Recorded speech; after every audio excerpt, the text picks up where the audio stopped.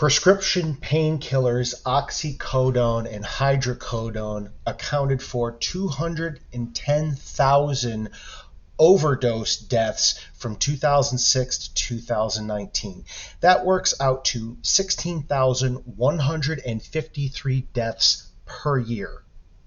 By comparison, in the United States, according to the FBI Uniform Crime Report, the total number of firearm homicides, and that's everything, mass shootings, spree shootings, crime, all of it, accounts for 11,014 deaths per year, or less.